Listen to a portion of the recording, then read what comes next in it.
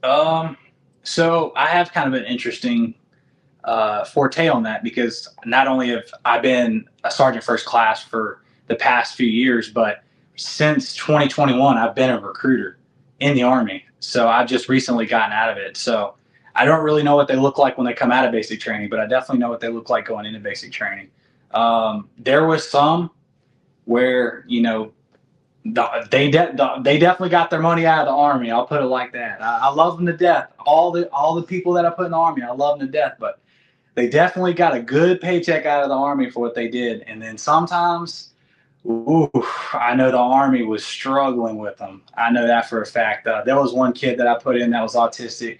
I was waiting on a call from his drill sergeant any day while he was in basic training, chewing me out because, man, I know he was Naruto running all the way through basic training for sure.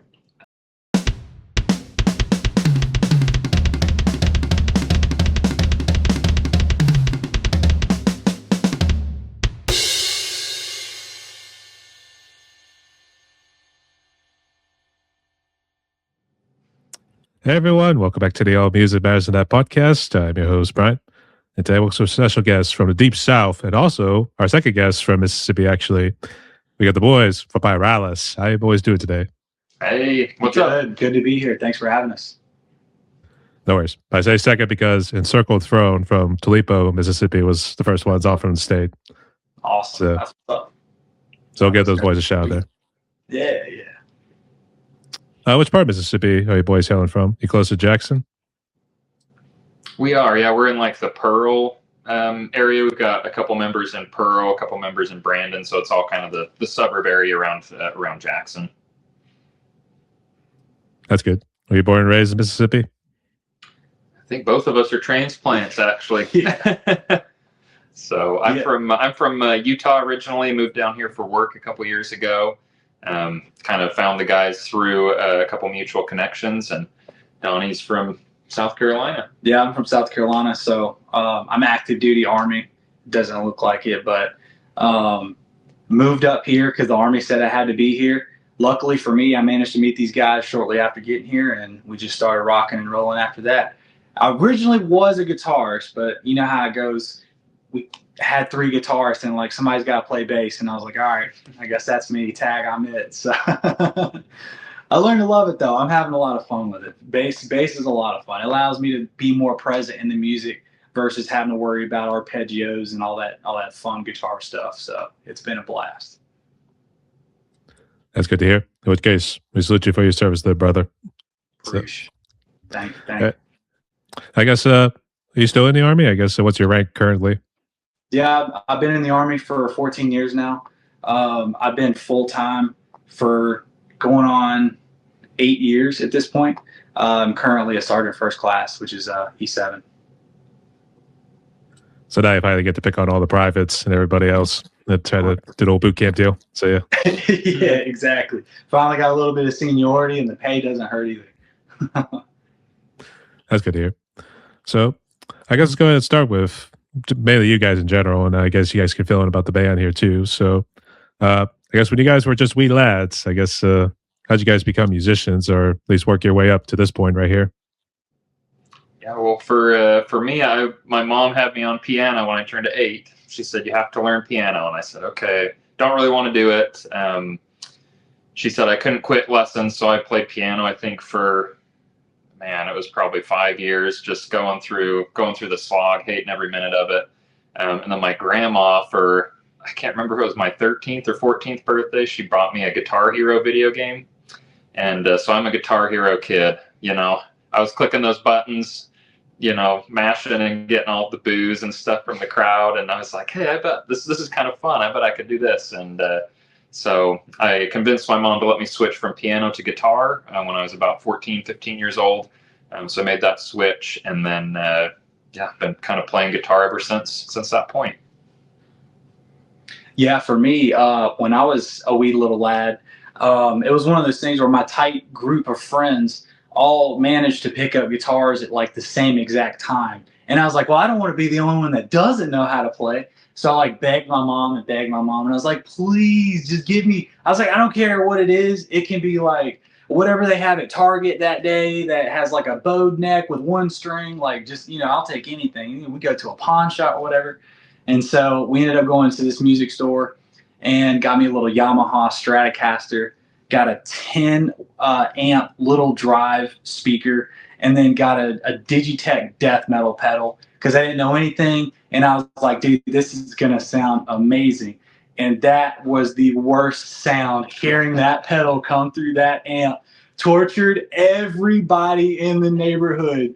I mean, there is just nothing like trying to learn Smoke on the Water with the gain turned all the way up through a 10-watt amp. It was just sheer torture. So that's how I got started into it, if you want to call that a start. We could say it was almost the equivalent of entering Area 51 at that point. So. Oh, 100%. And this was like, so for me, didn't have like all the YouTube tutorials and stuff like that. So just download stuff off of LimeWire to just try to play with. So I'm simultaneously like blasting this death metal pedal through this crappy little amp. And I'm also like giving my computer cancer at the same time. Just being an absolute menace of a 12-year-old kid. Like just being a problem to everybody. You do hear a good bit of the LimeWire, but no one ever mentions about Demonoid. And that was what a friend of mine also used whenever he was pirating. Not just music too, but also like anime, that sort of stuff. So Yeah. Gotcha. Yeah, very cool. Very cool. I was gonna say, were you just strictly doing music, or were you also getting anime, that sort of stuff? I used to dawdle in the weeb culture a few years ago. I haven't really. Me being active in the military, I try to keep that at a distance because like there's so many people in the Army that are weebs. And so I'm just like, I'm gonna pick a different identity for a little bit. I'll be a little Counter-Strike nerd. I'll be a different branch on the same tree. Just, I'm taking a break from the anime thing. I do secretly poke my head in there every once in a while. Watch some like Soul Eater or something though, for sure. Oh, Donny boy, what are you doing, man? So I don't know, man. 32, still trying to figure it out. I guess so. Actually, I don't know if you ever got to Vinland Saga. I'd say check it out. It's actually very good there too. And actually, there actually was a post, but actually was an Army veteran who had actually watched it and actually brought him to tears because it was mainly showing the main character's journey, trying to reach that sort of peaceful resolution at the end there too. So that much I'll spoil. I won't spoil too much. Yeah, for sure. I dig it. Yeah, definitely. Gotta love the good old like anime power of friendship. Oh yeah. A little bit of that, but it was more so just finding closure, as they would say. Right. Yeah. So, I guess, Donny, what made you want to join the military? I guess, did you do it straight out of high school, or did you kind of do ROTC at college? So I did junior ROTC in high school. I grew up in a small town where like most of the people, whenever they graduated high school, they stayed there.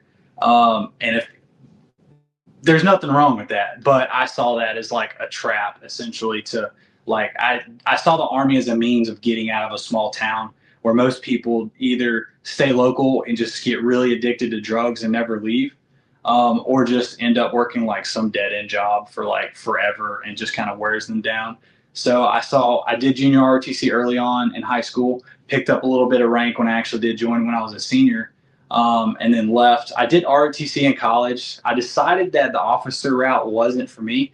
I like more hands-on. I don't like being in like meetings and stuff all day. So I turned it down. I was like, it's just not for me. I'd rather just be outside, like actually doing stuff than like be making all these PowerPoints and sitting in all these briefings all day. That's just not who I am. I'm also not smart enough to do that stuff either. So it just helps to dumb everything down for me. I bet you had the glasses. So do people assume then you're smart? Sometimes, unfortunately, yeah. The glasses definitely give me too much props for sure. I mean, we got 3 nerds in the interview right here too. So I mean, like, this is about to be like the joke, be like 3 nerds walking to a StreamYard interview or something.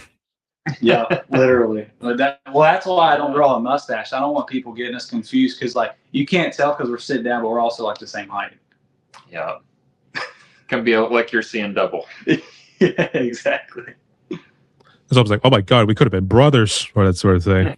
So yeah, it was actually pretty funny because when I showed up to audition for the band, because I saw a post on Facebook, they're like, hey, looking for a bassist. You know, we have all this stuff. We have material ready to hit the studio. We're just missing a bassist at this point. And at first, when I showed up, I didn't see you, and so I got to meet everybody in the band. And then when he walked in, it was almost like that Spider-Man meme where it's like, wait a second. Yeah, exactly. I was like, okay, cool. Because the other guys in the band, they're a couple of years older. So for us to be the same age, the same height, and also have pretty much the same haircut, and it was wild. But it definitely helps that. Sorry? I was going to say, do the triangle right now. Be like, yeah, right now. Wait a minute. I'm you. So yeah, exactly. It also helps too because like the other guys in the band, they like more hair metal, like early '90s Sepultura stuff like that. And versus him and I, where we're like we really dig like the modern deathcore, death metal type stuff. We're a little bit more up to date on like the newer stuff. You know, the heavy chugs and the blast beats and the 7 strings and stuff like that. That's really kind of probably more our bread and butter, so to say. But we can mesh that with their tastes, and that's what kind of helps our music have the flair that it does, which is really cool. Yeah. I guess outside of music, and I guess McKae, you could probably start this one here. I guess what's our hobbies do you guys do outside of work and the music? Well, music is kind of the main hobby for me, but I do like I like being outside. I like hiking. You know, for being from Utah, we had a ton of mountains and stuff like that I could go pretty much every weekend and go explore a different trail. Go hang out, do picnics. Early morning hikes for a picnic, all that kind of fun stuff. Really got into like paddle boarding and trying to be up on the water, and that kind of stuff is really fun. And then like to play video games. I like to read, watch movies and TV shows and all that kind of stuff. So pretty basic hobbies for me outside of music. Music's kind of the primary hobby for sure, but I like that other stuff as well. Hell yeah. I guess I was going to say, Donnie, I guess we kind of touched on anime, also doing the army stuff there too, and music. I guess, do you have any other hobbies? Oh yeah. So prior to moving here last year, my biggest hobby when I lived in Indiana was motorcycle racing. That was a huge passion of mine. I met a couple buddies. It was actually like it was almost like a Hallmark movie, right? So I have some issues with this motorcycle that I had that was an old school chopper from the 80s because I just love motorcycles that are death traps. And so I had this old Yamaha just clapped out chopper that somebody built in their garage. It sat for like 8 years when I bought it, and it was really cool. Had the hardtail frame on it, all the typical chopper stuff, but I didn't really know how to work on a Yamaha motor from the 80s. And so I literally just called around to these old shops and like, yeah, there's this guy, Mike. He runs a motorcycle shop out of his barn out in the country. And I'm like, all right, well, let's check that out. And so I roll up, and I didn't realize this, but the shop owner was in a wheelchair, and I was like, how does that work? And he told me he was like on this motorcycle racing team for disabled people that want to race. And so they modified these race bikes specifically for people that are paralyzed to get on. And I was like, dude, that just sounds so cool. And he was just like, he got paralyzed at an early age racing motorcycles. And he's like, it's so good, he won't give it up. And it's been like 30 years since that motorcycle accident. And I was like, man, if it's that good to where this guy got back on the bike, I was like, I've got to try it. And then sure enough, I got this Triumph race bike. Absolute hunk of junk. I'm not huge on Triumph bikes after that one. It was a Daytona 675R, fully competition bike. And I take it out to the track, and I was hooked instantly. I mean, it was just pure bliss. I've never done heroin, but that's probably pretty close, I would imagine. Just the sheer adrenaline, which, by the way, the first time I was out there, white knuckled, slowest dude there, and I was panicking. Bikes would go by. I would scream in my helmet because it would be so much faster than I was used to. And I'd already rode motorcycles for like 6 years, but just doing it on a racetrack where you could just let everything go, it's a whole different environment. But I did it that I don't even think I had fun the first weekend. It wasn't until like the next week I went to the track, I was like, all right, I can see it. And now that I'm not like so scared about all the other bikes flying by me and getting used to it, I was like, oh yeah. And so literally every single weekend, I probably spent like $10,000 to $15,000 that year. I was at the racetrack racing something. So, or just being on the track, getting track time in. It was so much fun. Absolutely one of my favorite hobbies of all time, for sure.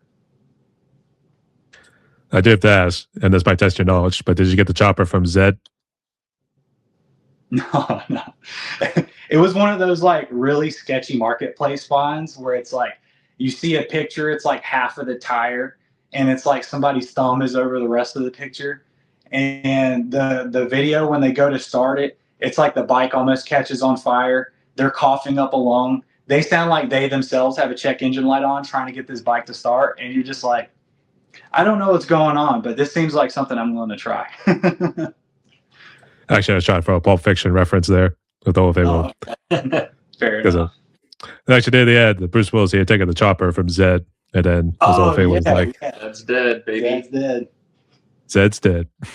So that's my bad, but nonetheless, that's pretty cool.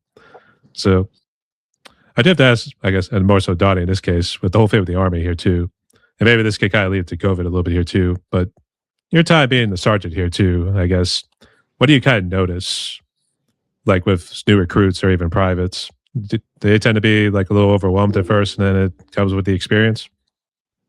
So I have kind of an interesting forte on that, because not only have I been a sergeant first class for the past few years, but since 2021, I've been a recruiter in the Army. So I've just recently gotten out of it. So I don't really know what they look like when they come out of basic training, but I definitely know what they look like going into basic training. There was some where, you know, they definitely got their money out of the Army. I'll put it like that. I love them to death. All the people that I put in the Army, I love them to death, but they definitely got a good paycheck out of the Army for what they did. And then sometimes, ooh, I know the Army was struggling with them. I know that for a fact. There was one kid that I put in that was autistic. I was waiting on a call from his drill sergeant any day while he was in basic training, chewing me out, because, man, I know he was Naruto running all the way through basic training for sure. You know, I keep thinking too much of like Full Metal Jacket, normally with the Gunnery Sergeant Hartman's, that sort of stuff there too. Obviously, different time period, but you know, like how it is when it comes to basic training, that sort of stuff there too. So it's almost like they break down the walls. You're no longer boys, you're now men, that whole deal. So I wasn't too sure how it was on the mental state and everything there too, whether some just get overwhelmed and quit, that sort of stuff there too. Yeah, I mean, I also kind of have a little bit of a unique situation on that too, because I actually put my cousin in the Army, and she's actually getting ready to come back in like a week. I wouldn't say she's the strongest person I met mentally, and it was a little rough for her, as it would be for anybody, but it wasn't like brutal beat down. Oh my God, I can't do this. I need to quit. You have a lot of people that are like that, but those people don't know how to handle stress. And that's usually when it gets blown out of proportion, because you'll have, let's say, an 18-year-old that's never made their own decision before, and now they have someone making their decisions for them. And a lot of times they don't know how to handle that stress and that pressure, and they'll just kind of like fall apart at the seams, if you will. And it's really not that bad. I mean, if I can make it, I'm like as smooth brained as it gets. Anybody can make it. It's really not hard. The hardest part is just staying awake in the first couple weeks, because you're in a room with air conditioning and you get like 4 hours of sleep a night if you're lucky. So if you can do that, I mean, it's a breeze. If you can do college, you can do the Army. I promise you. No, college, it was at least just nice walking, that sort of too. Always doing like the pull-ups and all that sort of stuff, but that's whatever. Yeah, So, yeah, exactly. but maybe this question can kind of intertwine both within the music world and even your jobs or everything else here too. But what is it that keeps you guys going, so to speak, both in the music world and I guess even in your jobs and everything? That's a good question. Yeah, I think that first. Yeah, going for the deep stuff. Yeah, I mean, I think that you have to have some passion for whatever it is that you're doing. You know, whether that's music or whether that's work. Obviously with work, I think everyone is kind of in the same boat where there's pros and cons to jobs, pros and cons to, you know, having to get up and go to work every day. But I'm a big believer that if you look for the things that you enjoy about it and kind of focus on that stuff, makes life a little bit easier rather than, you know, kind of focusing on the stuff that you don't like. Big believer that your perspective kind of determines your outcome there. So it can be really easy to kind of get down in the dumps, you know, if you're constantly like, oh, I have to get up again and do the same thing over and over and over again. Or even in music, you know, if you get into, you know, a plateau where you're like, I feel like I'm not progressing, or I can't find, you know, a group of guys to play with that I mesh with. You know, or even just watching the countless Instagram videos of a 5-year-old Chinese kid that's, you know, leagues better than you are, even though you've been playing guitar for 20 years. Can be really easy to kind of get discouraged and disheartened, and that kind of takes the joy out of, you know, both music and work and just existing in life. So that's kind of my outlook, is just look for the stuff that you're passionate about and focus on that. Yeah. I mean, that was a pretty good way to put it. For me, I can touch on it a little bit deeper. So for me, these like couple gigs that we're going to be doing with the band starting tomorrow and the next couple of days are going to be my first actual set of what I'll say professional gigs. Like 14 years ago, I played a couple of shows in high school, but nothing kind of like what these guys are on. So for me, this is like an adventure. This is some new territory I've never been in before. A lot of times what I'll do is every year I like to try to accomplish new goals in like a different type of realm. So like I did the motorcycle racing one year. I went from being the slowest guy on the track to being promoted to the fastest racing group. And that was a huge accomplishment for me. And I felt like I was done with that. And so being able to join the band this year, we have professional shows and stuff that we can do. Feels like it'd be another like really good milestone for me professionally. Musically, that is, because I went to an audition in high school for a local like deathcore band, and I was super excited. But I had that little 10 watt drive amp, and they had like a Marshall half stack, and they're like, I like did well on the audition, but they're like, you need to come back with like a half stack so we can play these shows. And I'm like, man, I've got like just enough gas to get home, and like. Is what it is. And so I kind of gave up. I didn't really give up on music per se, but the pursuit of playing with a band just kind of got pushed back, because then, you know, I started pursuing my career in the Army. I started working full time. I was going to college full time at that point. And so to be able to come, you know, all these years later, meet these guys, we're so tight knit and we all get along and everything just seems to be going great. We don't really fight about anything. So to be able to do that, play these shows with them, it's all about being with the homies. Like, it's cool if people are going to be at our shows and like our music. I mean, we sound pretty good. I mean, not to try to toot our own horn or anything, but for us to be able to play music that other people like is cool. But at the end of the day, it's me vibing with my homies on stage, and that's what it's there for me. But career-wise, what keeps me going in the Army is just knowing in about 10 years, I'm going to be retired and I don't really have to do anything. So I'll be retired at like 44 years old. And so I don't have to work anymore after that if I want to. So yeah, that's probably the biggest motivator for me to keep going on that. Like, play a lot of shows and can play a lot of shows. Yeah, 100%. One of my goals whenever I got out of the Army is something music related. Ideally, I'd like to open my own music venue and have bands and stuff come through. But if that doesn't work out, then be somehow in music somewhere. Because if I get a retirement and most likely disability on top of that from the Army because of the issues that I have, then like money won't matter. I'm not going to work for free, but you know, I'm not going to charge like an arm and a leg like most people probably could. So yeah, that means a lot right there. So, but thanks so much for sharing that, boys. Yeah. So, I will rant all day long. You have to like cut me off sometimes. It's gonna be like toot that whole deal. Right. So, no, that's all good. Actually, no, it's good though too, since I did elaborate. It was also in your workplaces of work and also the band here too. But speaking of which, let's go ahead and talk about Pyralis. So, I guess who wants to do the honor of giving a history lesson about how Pyralis came about and I guess how we got to this point? Well, we've got neither one of us are the founding members, but Yeah. but I can kind of give you a brief rundown. So we've got Buddy and Justin are brothers, and you got Buddy on vocals and Justin is a guitar player, and they both played music for a good chunk of their lives, played together in a band. Buddy has done several different projects here in Mississippi that have been fairly successful. And he kind of finished up his last band. I think that they kind of ended up deciding they weren't going to play shows anymore, which Buddy is wanting, didn't agree with that. He wanted to get out and play some more shows. So him and Justin had been talking about starting a band together for a while. And especially in this spot in Mississippi, there's really not a lot of like metal bands. There's a lot of kind of rock bands, a lot of cover bands, a lot of country bands.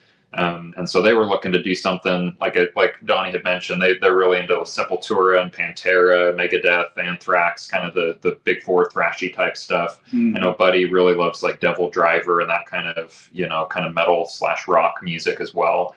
And they hadn't really had an opportunity to play that kind of music with other people in this area. So they got together. And then I had an acquaintance that plays bass in a bunch of different bands here locally. And him and I had been trying to get together on a project for a long time, but it just kept not working out. And so he hit me up and was like, hey, I've got some friends that are looking for a guitarist for a metal project, because he knew that that's kind of what I specialized in. And so I hit up Buddy and we went to lunch and kind of talked about the project. And then they brought me over to meet Justin. And then they had a John David, who's our drummer. They all kind of grew up together, did some initial jamming, and then pretty quickly we started writing music together. And then we had a brief stint where we had a one-legged bass player. that didn't work out. And thank goodness we got Donnie instead. So cheers. Donnie came on. We've been together, I think, about 9 months now at this point. That we've kind of, from that first time that we got together with me and Buddy and Justin and started jamming together, it's been about 9 months. But it's been awesome having Donnie with us. We've written a bunch of different songs now. I think we're up to 6 or 7 different original songs that we've got written. We've got 3 songs that have been professionally recorded now at this point. And then we're starting to play some shows. So I think it's all coming along pretty nicely at this point. 100%. You said one-legged bases? I was almost like, did he have like a peg leg or something? I had both legs, by the way. Donnie does have both his legs. I have 2 bad feet, though. He's on his way to becoming the one-legged basis. Yeah, exactly. Trade off. Yeah, so I don't remember what his story was. He was there for literally maybe 2 practices that I was there for, and then just kind of didn't work out after that. So, but that's the story I always like to lead with, because it's the most interesting. The one-legged bass player. Mm-hmm. I bet I heard peg legs are like weapons of mass destruction. The way they kind of could swing those things around too. So yeah. Cyborg bass player. Yeah, he's gonna mess some people up in the mosh pit. 100%. Yeah. I guess so. So I guess who came up with the name first? I guess obviously I know you guys weren't the founders, but did they ever tell you how the name came about? Yeah. So my knowledge of it is that Pyralis is kind of I don't remember what mythology it's a part of, but it's basically kind of like a phoenix, but in like a moth form. So it's some sort of an insect, or I don't remember if it's like a god that takes the form of an insect or something like that. But basically the idea of kind of a rebirth. And I think that I don't remember if Justin or Buddy kind of came up with the idea of it, but that's kind of what I know of it at this point. I don't know if you have any more insight in that. Yeah, that's pretty much what I was aware of too. Yeah. Something to do with fire and Phoenix and rebirth and all that fun stuff. Yeah. So. I'm off to flame. That's their deal. Yep. Can we probably say that? Yeah. Something like that. That's catchy. Yeah, it's kind of a unique name too. It's not one that we've heard a lot of other. Sometimes at this day and age, it seems like it's hard to come up with an original sounding band name. So I think that's another thing that we like about it, is it seems like it's fairly original. Yeah, we didn't want to be like Metallica 69 420. Yeah, as the band name. Oh no, he just gave away the password. So yeah, right. Definitely try to log into our Gmail using that password. Right. What? Exclamation marks before you do. Yeah. Let's add that now. So They did not hear anything. You did not hear anything. So yes, that's the gold to Fort Knox's gold vault at this point. So Yes. who knows? All right. But let's go ahead and talk about the song you've released so far. And I guess if you want to touch on some of the other songs you guys have recorded or have in the works, Soul Attrition. So I guess what's that song delve into lyric wise? And I guess what was the influences in terms of the sound? You want to go for this one? Sure. Yeah, I can. As far as like influences, it was a lot about our lead singer's like past experience with a bad relationship, and just kind of like getting that emotionally out there and just getting it off his chest. The riff itself that was for that song was actually made by our lead guitarist Justin like years ago. So it was really cool that our lead singer was able to take something that was like he was feeling in that moment and clash it with a riff that his brother made that, you know, on the track it blends really well together. And it's one of those things where it's like it's not an overly complicated riff, it's not super hard, but it doesn't need to be, it just works. So being able to do that, throw a bass line down with that was just so much fun. Yeah, and that was a really cool song because it was the first one that we kind of like. It was a full song when I joined the band, and then when I came in, I was able to bring a riff in that I thought, hey, this kind of sounds like it might fit, and so we were able to kind of retool it a little bit. And then once we got into the studio with Donny, he's able to put down his bass line, and so it really feels kind of like the first song that, it's got all this history behind some of the riffs to it, for some of the members of Buddy and Justin, having that in their back pocket for, can't remember what Justin said. It's been over 10 years, I think, that he's been, holding on to that riff, and to see it finally kind of come to fruition and to have each member be able to kind of put their hands on it and make it feel like a Pyralis song instead of just, learning one person's song. I think that's really cool and something that I'm really proud of how it turned out. 100%. I was about to say, oh, he said it. He said the word Pyralis. He said the thing. So yeah. Actually, I was saying Bleed from Within behind you there on the wall right there. So I guess were they also kind of an influence too? And I can't make out the other ones. You also have hang up on the wall. Yeah. So they Bleed from Within is one of my main like modern influences. Growing up, the bands that kind of got me into metal were, I think Bullet for My Valentine was the first like band with screaming in it that I heard. I was playing Burnout Revenge video game on the PlayStation 2, crashing cars into each other and all that stuff. And then I hear this intro come on and this guy just goes like, ah, and I'm like, what? I'm like 12 and my mind is just exploding. And I'm like, that's so cool. Like people can do that. And the way that the radio works in the game is just like a random shuffle kind of deal. And so then I'm like playing the game for like 14 more hours straight just to like, because it only pops up with the name of the song for like half a second. And so I didn't even see the song name. I didn't see the artist or anything like that. I just heard the song. And then I was glued to the game until that song came back in rotation, freaking 10 hours later. And then I had to like scribble it down really quick while I'm like one eye's on the screen, one eye's on my pad. So that was kind of my introduction. Really got into Rob Zombie, those kind of more old school type. I don't know if Rob Zombie's like a new metal.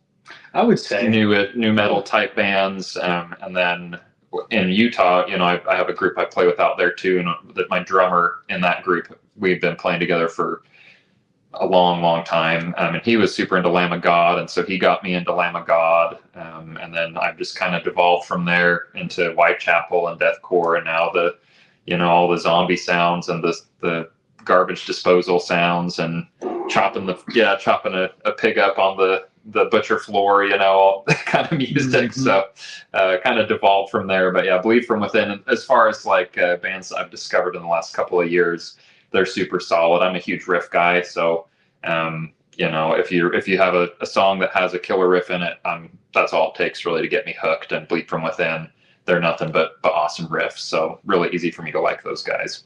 100%.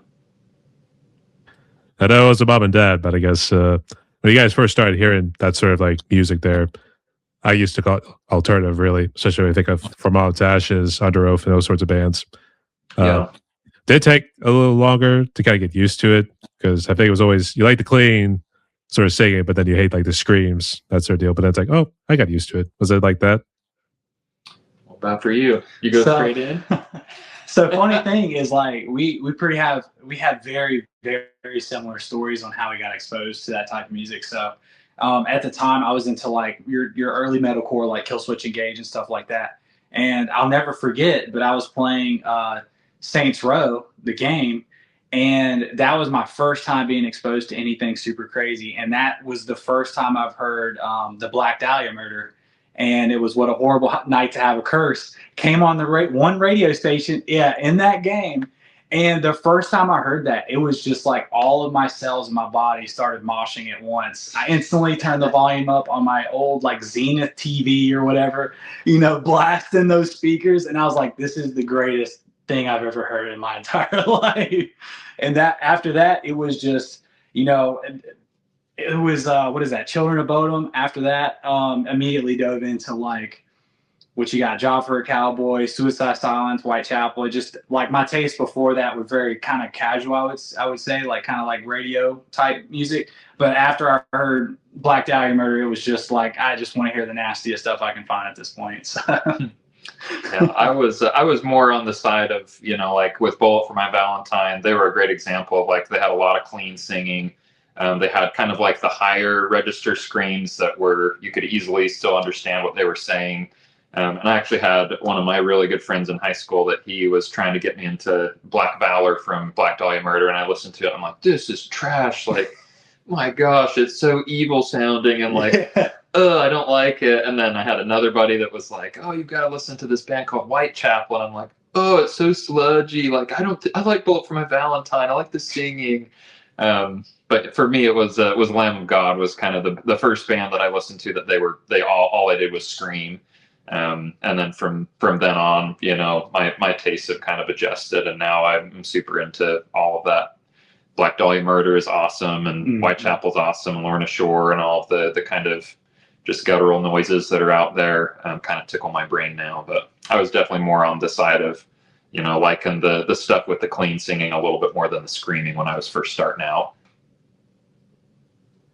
And Donny, I mentioned about Job for a Cowboy, so it was almost like quite a transition from when you do Doom, which he does like the pig squeal, that sort of stuff. It was that sort of deathcore, that sort of stuff back in the day. Yeah. And it goes like more to traditional death metal with like Genesis afterwards. So it's like, that's quite a jump, to say the least. Yeah. It was. I mean, there were some bands that I just couldn't get into that were like kind of the thing at that point. Like I really enjoyed like the Cleansing album when it came out. That was my bread and butter for a couple years from Suicide Silence. But when like bands like Attack were like super popular, I just could not. I was just like, I don't know what this is, bro. Good luck to y'all. I'm out. You know what I'm saying? for that reason, Sharks, I'm out. I just couldn't wrap my head around that. I still to this day, it's just not for me. It's like Slam. Some people like Slam. Some people don't like Slam. I hear Slam, I want to go crazy. Some people hear Slam and they can't turn it off fast enough. To each their own. I guess so. So, all right, that's all pretty cool. So I guess let's go talk about the gear that you guys use. If you guys want to share what the other guys use, feel free to share. Otherwise, what do you guys use in terms of gear? I'll let you go first. Okay, yeah. So I'm kind of light on the gear at the moment. Actually, when I moved to Mississippi, I left like my show playing rig and stuff. I just left it in Utah because I didn't want to bring it all the way out. Didn't know if I'd have space for it in my apartment, and then didn't have any bands lined up or anything like that. So back home, the gear that I use, I've got I don't remember what the exact model is, but it's a Line 6 tube amp head that also has like some of the modeling stuff in it that I bought secondhand off of a buddy that just didn't really use it anymore. So I've got that as my head, and then I have a Randall 4x4 cab that I use for playing shows and whatnot. And then here in Mississippi, I've gone back and forth between like some neural DSP plugins that I have like on my computer. So I have like the Gojira plugin and a Fort and Cali suite, you know, that are all kind of modeled after a bunch of different amps. And those are really, really nice for, you know, kind of jamming off the computer, writing down riffs, recording those for demos and whatnot. And then I got a little Boss Katana for my practice amp that I've been using basically for our practices and stuff like that. And then Donnie's given me basically a upgraded version of the Boss Katana that we'll be using for the first shows that we're playing. But right now I'm kind of trying to decide, you know, if I want to go the full neural DSP route and do like a quad cortex, or if I want to try and do, you know, the old school route and get like a PV5150 and a cab and all that stuff. So I'm kind of trying to decide what the best route for that is. As far as guitars go, I'm using an LTD Aero V guitar. It's a black metal version, so it's really, really nice looking. It's got a kill switch on it, one volume knob, one humbucker, and then it's got a Floyd Rose floating bridge that actually Donnie taught me how to lock down because screw that shit.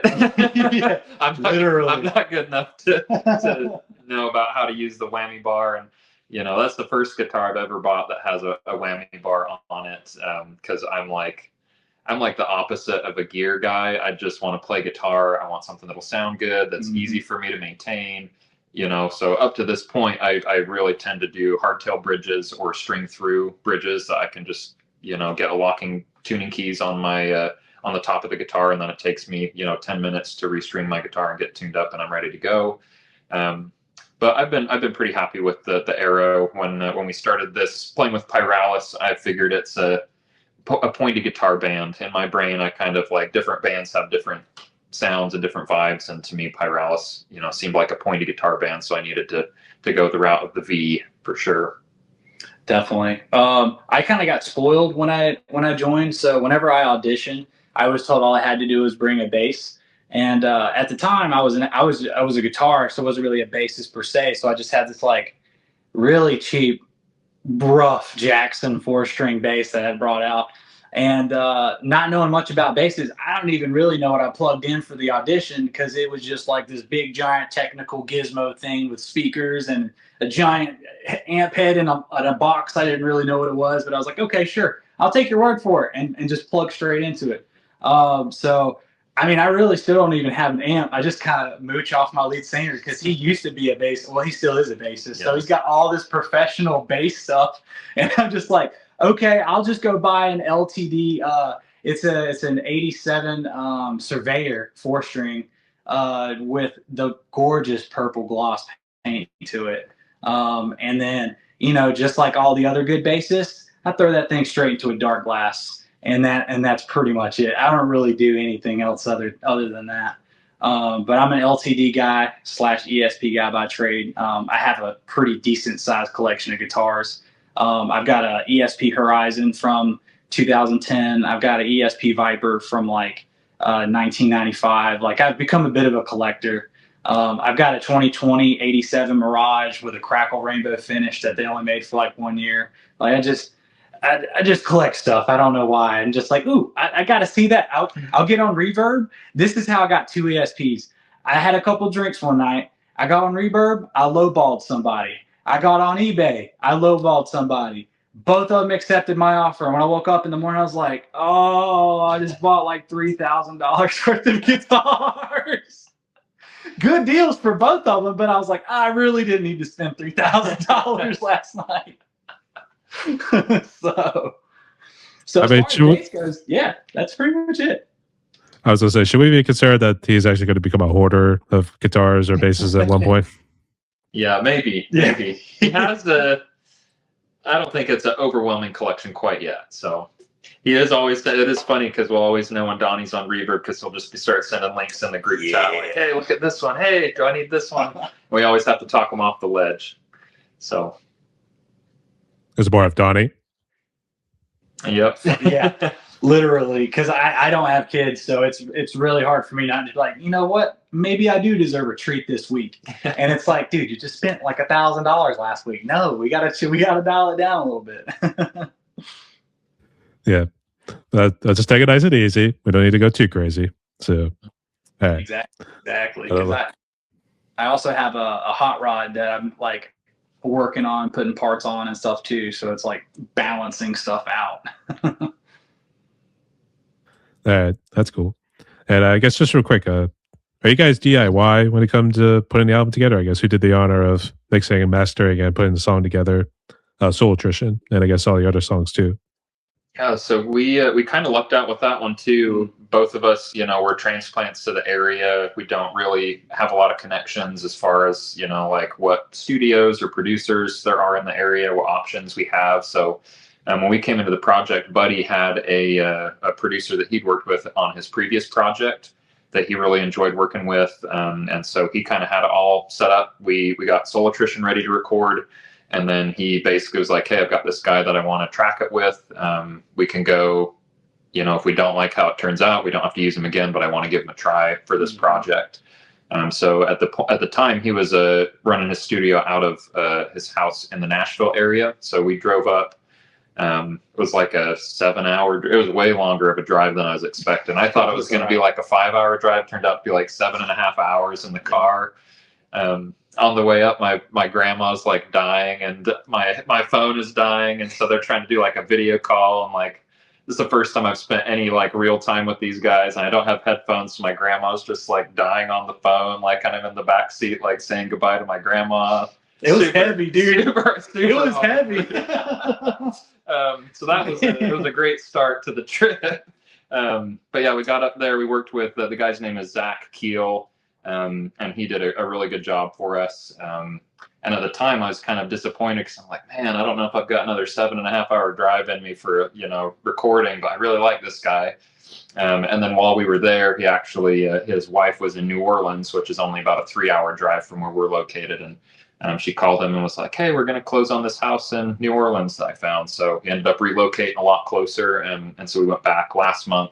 Did 2 more songs with him, so we're getting ready to put out kind of a little 3-song EP as the first little sampler of our music to promote. I was about ready to say the whole thing. You say your grandmother's dying on the phone. It's like, that's so metal that's going on in the car right there. Oh yeah, 100%. Yeah, it was pretty crazy. Actually, did this happen just recently, or I don't know how the whole situation was during COVID with the whole band here? Because I guess you guys moved out to Mississippi to a couple years ago? Yeah, so I moved. It was kind of we moved in October of 2021. So we were kind of I feel like it was towards the middle to tail end of COVID. Like when we first moved out here, at work, everyone had to wear masks, and we had to get tested regularly. But for me, it didn't really affect my life too much because all I was doing was working. So I didn't have any social life or anything like that it affected. I wasn't trying to play shows, wasn't really going to any shows or anything like that. It was just my wife and I here kind of just at work all the time. So I kind of lucked out in that sense that it didn't really affect me too much. I guess, Donnie, how bad was COVID for you on a personal and family level? Ooh, it was interesting because I was deployed during COVID. So I'm going to say June of 2020 to July of 21, I want to say, ballpark, give or take a month or two. I was deployed for that. So I was in a little country called Kuwait, which is a small port country to the southern tip of Iraq. We were basically just kind of in prison. You go to work and then you go back to your room, or you go to the gym. You can't really, there were no activities to do outside of that. It's you're either working out or you're just in your room watching anime. So it was literally just being in a minimum security prison. And then I ended up getting COVID the last couple weeks that we were there, which almost cost me to leave, or my unit to leave me behind. But luckily my unit is one of the good ones in the Army, and they said, we're going to wait for him to get out of quarantine so we can leave. And it was super cool because one of the super high ranking officers, he was going back to the States. He wasn't a part of my unit at all, but he actually came out to the area I was isolated at, and we drank an alcoholic free beer together. For a full bird colonel to come out there and do that for just one little staff sergeant. Yeah, exactly. he was an awesome guy. He was really cool. His name's Colonel Stillwell. That meant a lot to me. That's one of those memories you just don't forget. But isolation was hell on earth. Basically, when they find out that you have COVID at this point in time on this military installation, as soon as they find out at the hospital, you're not allowed to leave. You're basically just held there, kind of like you're being arrested, essentially. They take you to this compound that's wrapped in concertina wire, and they can process you, and they tell somebody to bring your stuff because you can't leave. You're here for the next 14 days. And we had, basically, it was just tents is really what it was in the Kuwait summer desert. And of course, it was like perfect storms. So we had sandstorms the whole time that I was out there. And like, I'm just basically watching YouTube on my phone all day in this pitch black tent with everybody coughing and sneezing and burping and farting, and like sand's blasting through a hole in the tent. So I have to like wipe my phone screen like every few minutes to get all the sand off of it so I can see. And I was like, this sucks, man. It's like 115 in there, and I'm just like, ah! It was miserable. I hated it. I mean, I can just hear the carpet voice be like, "This is bull crap."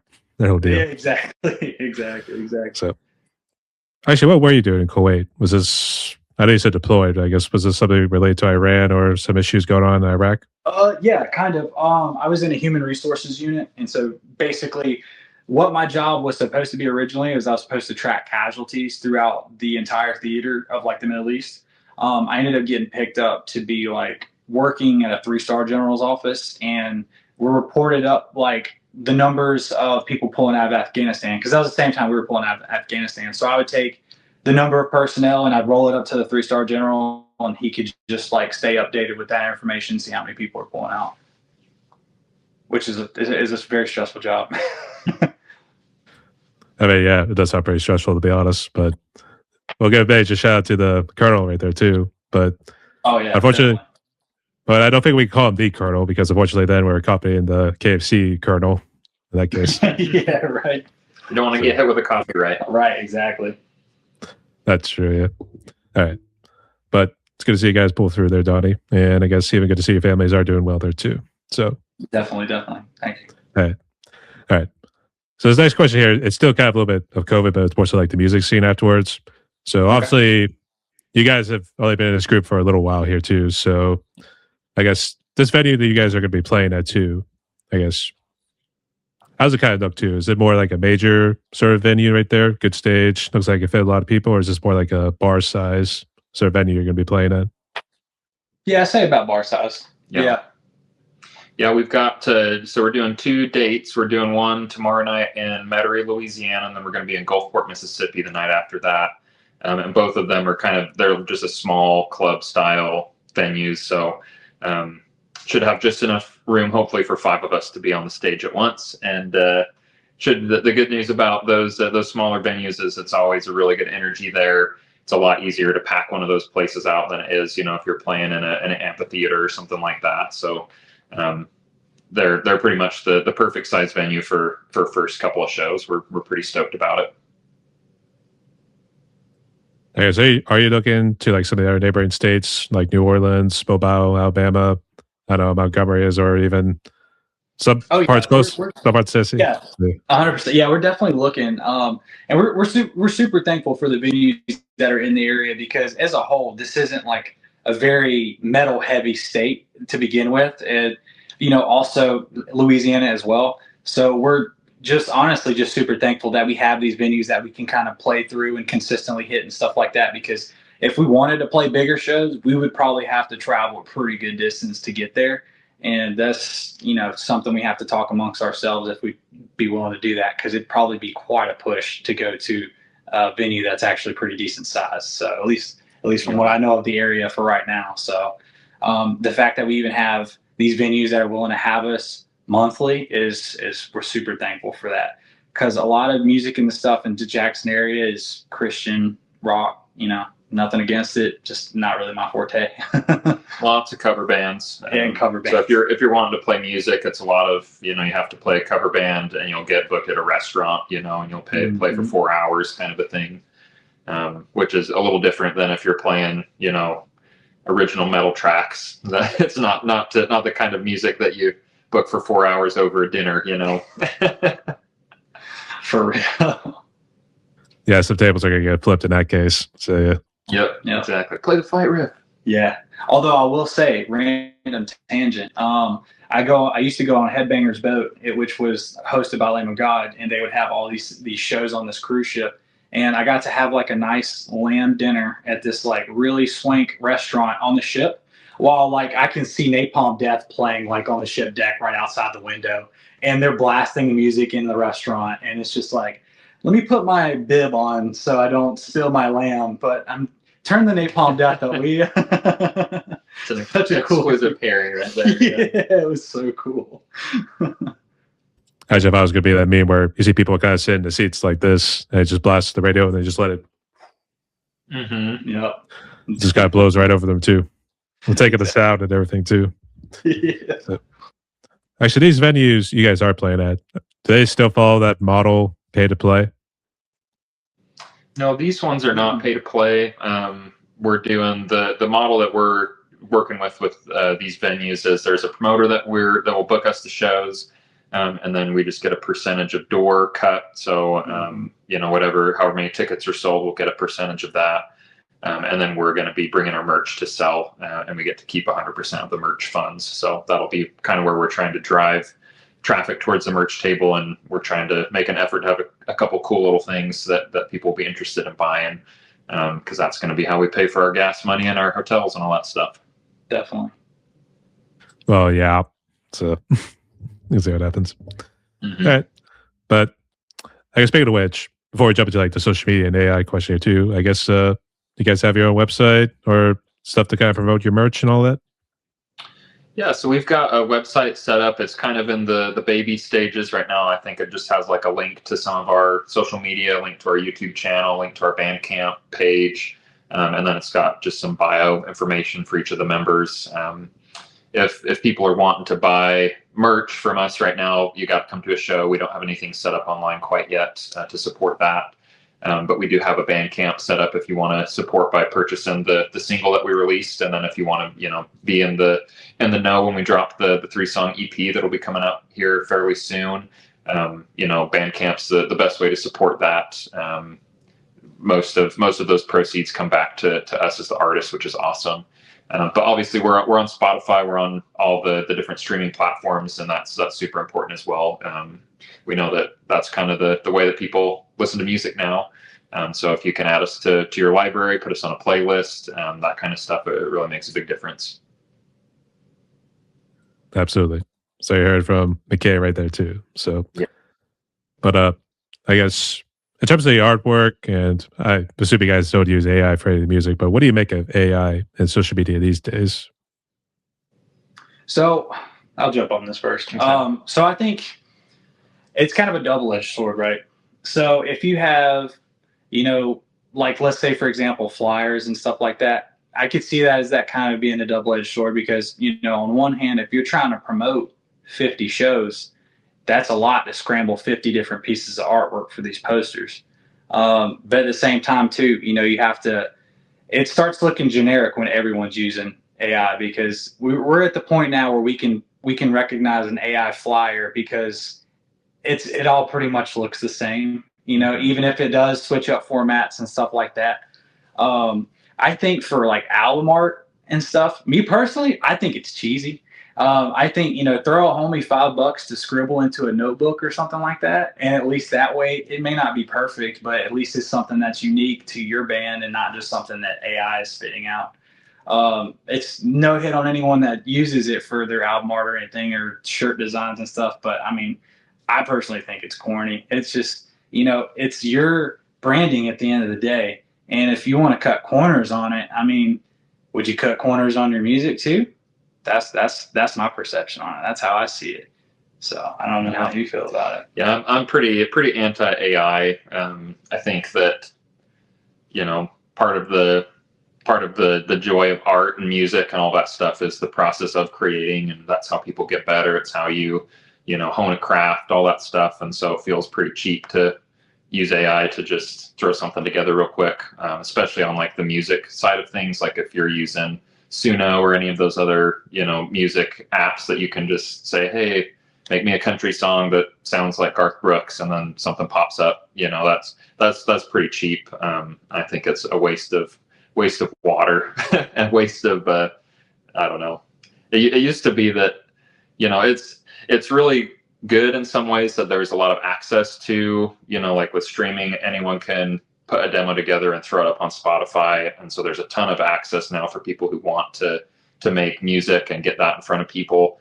But at the same time, like I feel like there's got to be some sort of gatekeeping. You have to know an instrument, right? You have to know how to put music together and make a song, even if it sounds like garbage. At least it's something that you made, and you went through that process, and you can improve.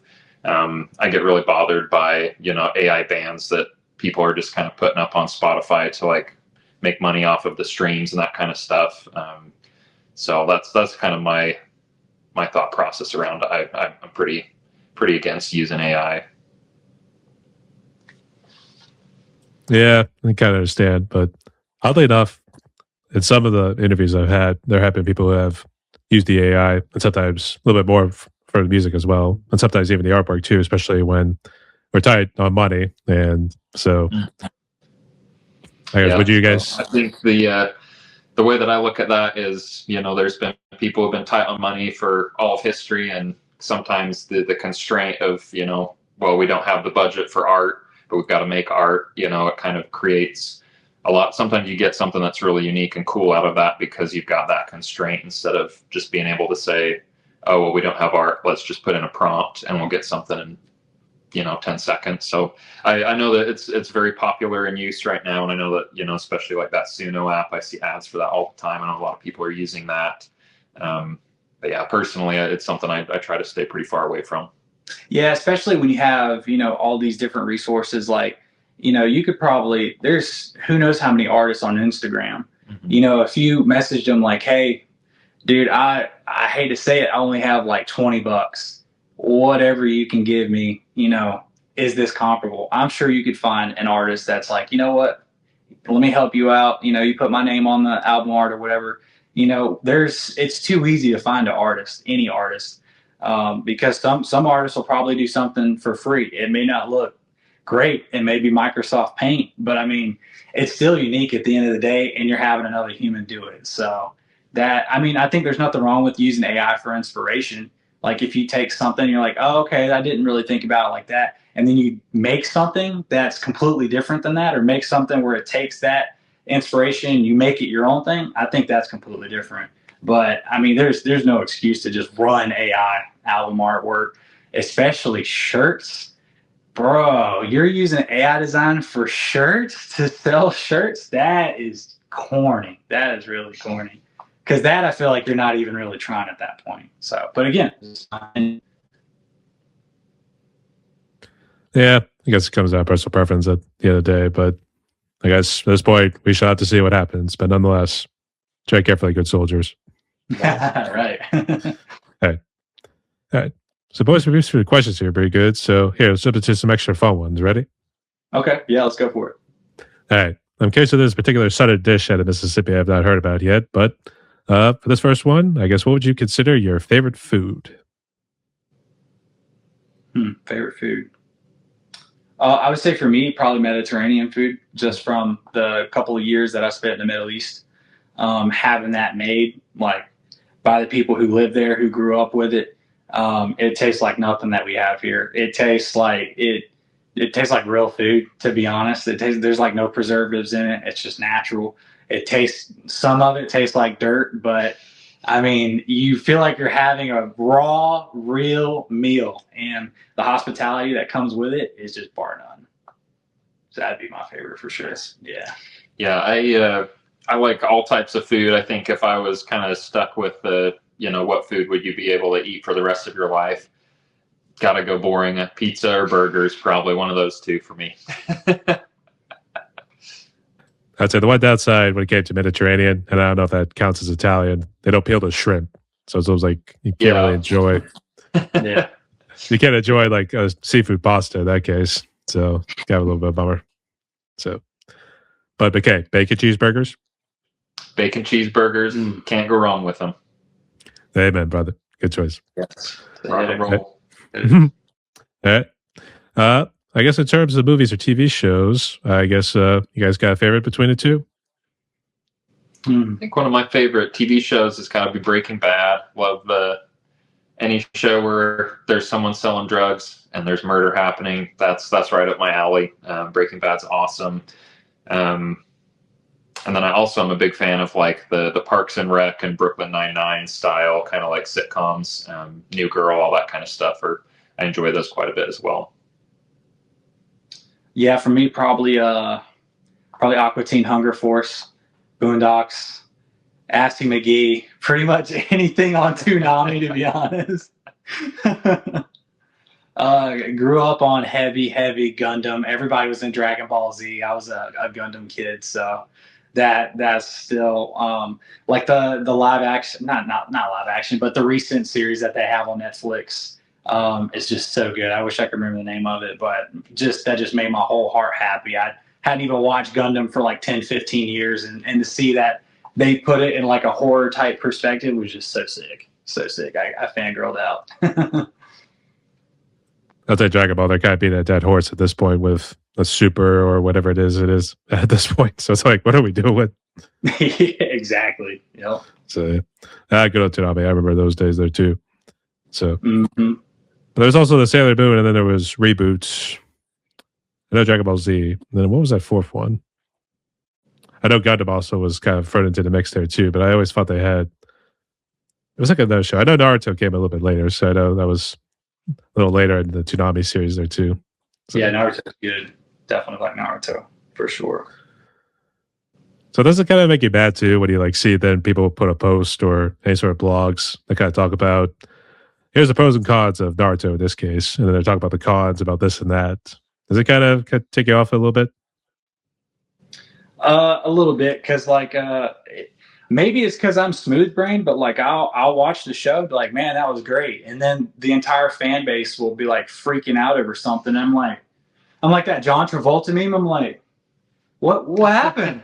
Did I miss it? What happened? I thought it was great, and then everybody's like arguing over something. I'm like, I don't know, man. I'm watching the next show. I'm gonna get on Inuyasha now, I guess. I guess so. But all right, great choices. Let's see. I'm not sure if you guys do drink, but if you do you have a favorite alcoholic drink? And then what's your favorite non-alcoholic drink? I'll let you take favorite non-alcoholic drink. Yeah, I'm not a drinker. I am a sucker for Arnold Palmer, though. Half sweet tea, half lemonade. I'm a happy man.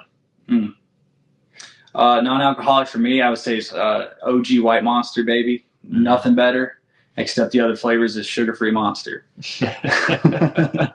I do like the orange, the blue Hawaiian. Thank you, Monster, for blessing us with the blue Hawaiian. It's very good.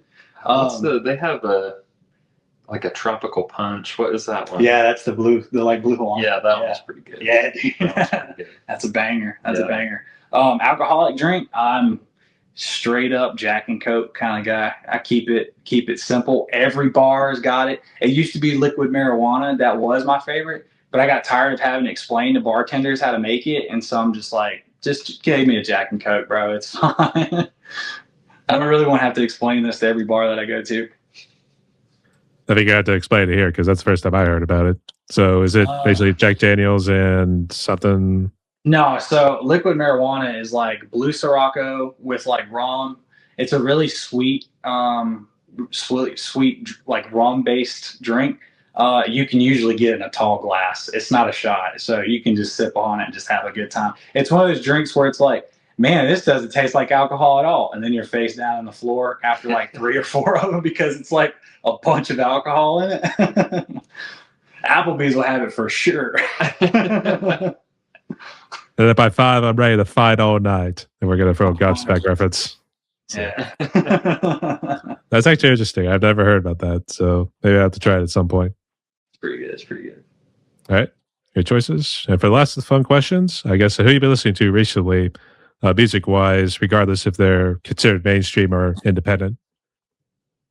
Did you go first on this one? Okay. I've got a laundry list of music that I listen to. I'm really big on Autumn Lies Buried right now. They kind of have a deathcore vibe with they put a lot of different types of screams into their music, not just like pig squeals and stuff like that, but they just use a lot of different techniques. And as someone that has been studying extreme vocals and been learning how to do extreme vocals for the last couple months, it's been like really interesting to learn all these little like techniques, because once you learn how to use the tissues to make those types of screams, you can hear it and mimic it pretty easily. So you're like, oh, okay, so that's how they're doing it and stuff like that.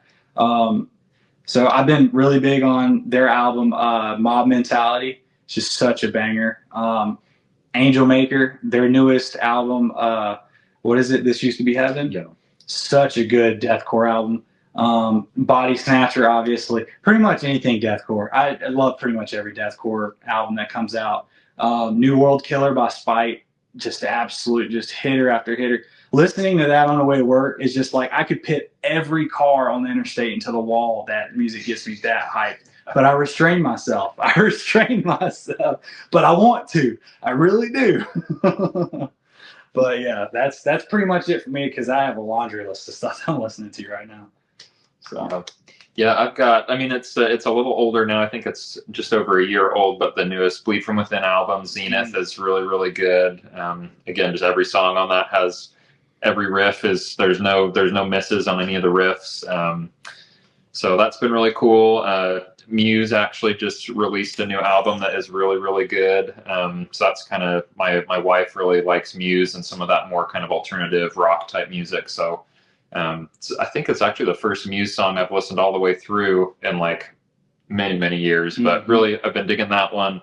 Bring Me the Horizon's coming out with some new deathcore throwback music. So they just had a song called Dehumanize that I've been jamming to. That one's really cool. Wage War had the Song of the Swamp, I think, EP. It's like 4 or 5 songs that one I've been listening to as well. But yeah, just kind of a variety of metalcore and rock and deathcore and that kind of stuff. I've been really into Aborted recently as far as like death metal goes. Those guys are super sick. Again, just so many killer riffs, and like the vocal kind of techniques that guy does sound just super brutal. Their drummer is insane. Also been getting into like Paleface Swiss and some of that kind of more like beat down hardcore type influenced music. So and then kind of joining into Pyralis and kind of trying to listen to some of the influences that like Buddy and Justin and John David have. You know, I've been listening to a lot more Pantera than I ever have. Trying to listen to Slayer. It's not my cup of tea usually, but I've been trying to kind of get into that and try to understand some of that so that we can continue to maintain that influence in the band. And it's always fun to try and write within something that you're not used to. So all that stuff's been on my mind recently. And also shout out Malevolence and Guilt Trip, because they have been just, I'm where, dude, they have to be making money off of me at this point, all the streams I'm giving. Man, the guitar riffs are just so good. So just different, unique. I try to learn all their riffs. Their lead guitarist Josh, man, he's so good and talented. The way that he comes up with those riffs just blows my mind. That dude's an absolute ripper.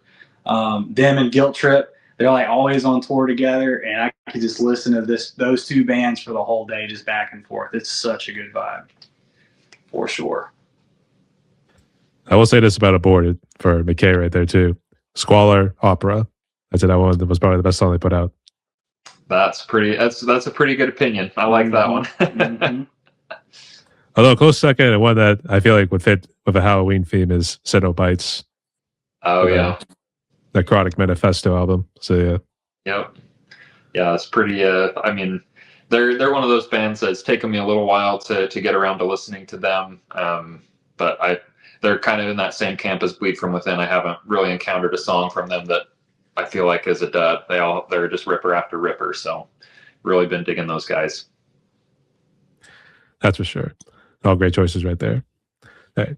So boys, we are down to one more question in my podcast. But I guess before we close out, would you like to ask me anything real quick? We can probably just do one question apiece. Yeah. I'm curious a little bit about your podcasting journey. What kind of got you into podcasting, and specifically what made you want to do podcasts with music?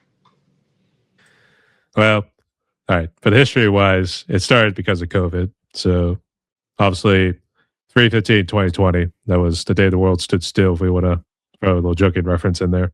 Mhm. But actually, it did start as drum covers in 2020. But then, of course, you realize that's just a saturated market in and of itself. So at the time, I was diversifying, and that's why I decided to do podcasts, because I had heard about it. I never really fully committed to it. So after seeing a couple of friends doing their own little podcasts, so it was like YouTube strictly, I decided to give it a shot, because I also saw they do the interview process. Also, what you see with like Joe Rogan and those sorts of guys who do that sort of style. So I gave it a shot. It was with a friend of mine at high school or college. And after that, the rest was history. Back in February 2021, we got 5 years strong. That's awesome, man. But I guess part two of it, music-wise, music's always really been there. I may have always been a little late to the party when it came to like certain genres. I don't even particularly metal and that sort of thing. But the other thing too was it also helped me get out of being an introvert. So having to sort of chit chat here where we found common ground, that sort of thing with music. It was a good way to kind of break that mold, to say the least. Awesome. Yeah, for sure. My question for you would be, like, what do you still do music stuff like is outside of like the podcasting realm? I do a good amount of drum covers. I would say I've really been kind of tearing it up recently, because I've been doing more of the heavier death metal sort of stuff. The old school, we should say, because there's boys from the 90s. But There we go. even early 2000s too, because this year it's been D-Sides, Scars to Crucifix, Immolations, Failures for Gods. I know I'm finishing up Dark Angel, Darkness Descends this year, and Morbid Angels, Altars of Madness. Very cool. So there's that. I also do studio bands as well with a couple of friends of mine. So we just kind of goof around with it. Kind of got to promote it a little bit more, so we can at least get the streams up, to say the least. Needs to be paid for the gas. So yeah. Yeah, exactly. That's awesome, man. That's about it. It would be nice to turn this podcast into a side hustle venture at some point. So we'll see how it goes. But we're just taking it one day at a time. Just takes one clip, right? Go viral, and then there you go. Yep. That's what I like to think, but we haven't got to that point just yet. So Yeah, that's fair. Consistency is key. So we appreciate you reaching out and having us on the podcast, and it's been a lot of fun talking to you. Yeah, definitely. I guess just real quick, who was I talking to on Messenger? Donny. That'd be me. I run our Facebook page. Okay, sounds good. All right. But there's nothing else. Here's how the last question goes. So, given the amount of negativity that you have been seeing going on in the world these days, maybe more so Donny firsthand, given what he's been through in the military-wise, but these days, people need some sort of hope. So what would be your message of hope for musicians and people out there so they can try to move forward with their lives? You're looking at me? I went first on the last question. That's fair. Your turn. That's fair. Your turn, man. What I would say is being a kind person is always going to be free. And being kind to other people can fix yourself in ways that you probably don't even realize. Every time you're nice to somebody, so you get a little bit of niceness in return to yourself. Like, it naturally just kind of puts us in a better mood. For me, I always like making people smile, because at the end of the day, you know, if you may be having a rough day and you don't want to tell me, but if I can tell you like one joke and you crack a smile or you laugh or whatever, I know for that one little second, as rough as your day might be, you might have experienced just a little bit of happiness. And for me, that keeps me always trying to just be just like a type of energy that, you know, people can kind of feed off of if they want something like that around them. So, and just be that for other people as much as you can, because you might save somebody's life and not even know it. You know, somebody might be on the brink of falling apart, but you know, you see somebody at the gas station, and instead of just going into the NPC mode, you're just like, man, I hope you just have a great day.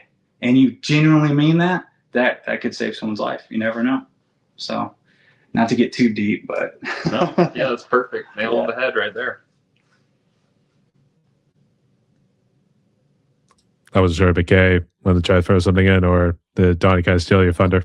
Yeah, I mean, I feel like that covers it. I think the only thing I would add is that there's a lot of I guess perceived negativity in the world just with how media works and all that stuff. And there's a lot of narratives out there that say that we have to kind of hate each other, and that there's a lot of things that we don't have in common with one another. And I think that if we're looking for a source of hope or a source of something that's going to help you kind of move forward in life and in the world, I think that it's important to remember that there's a lot more that unites us and that we have in common with each other. And there's been ever since humanity's been around, there's been civilizations and communities and all that stuff. And I think it's important to remember that's not going away.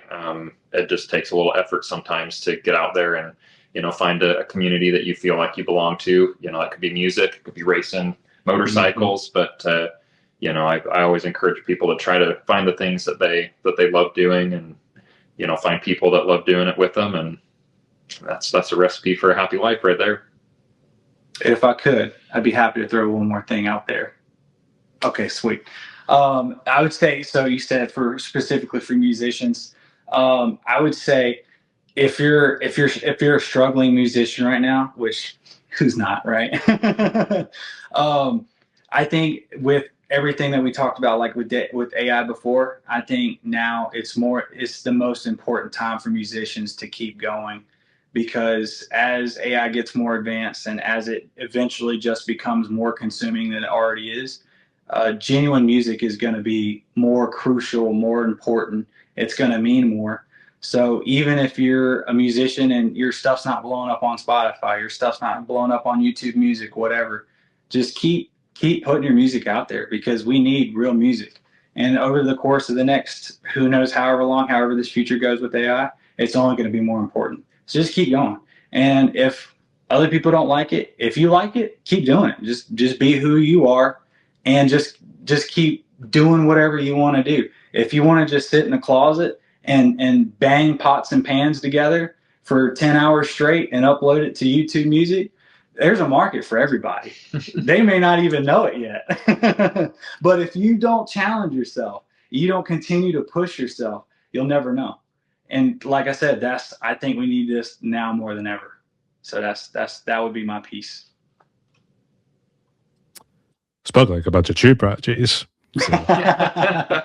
Try to be. I can fake one of these. But no. Just the glasses. Just the glasses for sure. Doing a lot. It makes us look smart too. So yeah, that's what we said earlier. So you can speak with authority when you've got glasses on. Yeah, that too. But in all seriousness, thank you guys so much for sharing right too. It really does mean a lot. All right. So boys. All right. But we have reached the end of the podcast here, boys. We talked a little over an hour and 20 minutes. I guess before we close out, you want to give any shout outs to anybody? Ooh, shout out to Buddy and Justin and John David. Hi, Mom.